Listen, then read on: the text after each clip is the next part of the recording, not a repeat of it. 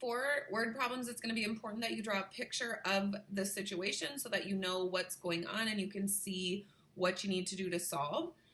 So in this one, it says you're in a car driving. You observe that the angle of elevation to the top of a mountain is 8 degrees. So here's you in the car, and you're going to observe an angle of elevation. So angle of elevation is going to be off of the horizontal. So I'm going to draw the horizontal, and then our angle of elevation is going to be up from that 8 degrees.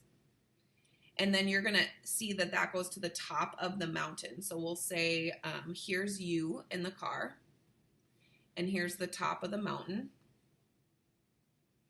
So and then they want to know how tall the mountain is. So then that would be this vertical length here would be how tall the mountain is. So here's the top of the mountain. So this would be the base.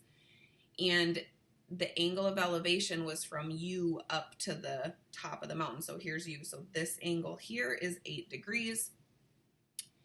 Then it says you passed a sign that said the mountain is 2 miles away. So the mountain is 2 miles away from you on this road. So this bottom horizontal line is the road that you're driving on. So that's going to be 2 miles until you get to the base of the mountain. This slanted one is your eyesight up to the top. So then this one wants to know how tall is the mountain. So let's label the sides based on this. So we've got the angle here, 8 degrees. Directly opposite of that is your x, so that's the opposite side. Next to the 8 is the 2 miles, so that's the adjacent side. So if we're looking at SOHCAHTOA to help us decide what function to use, we are using the tangent function with the O and the A.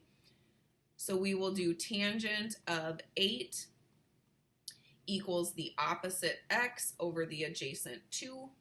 So evaluate tangent of 8 in your calculator, and you will get 0.14054 equals x over 2. So then you can cross multiply that 2 up, and you will get that this mountain is 0.28 miles tall.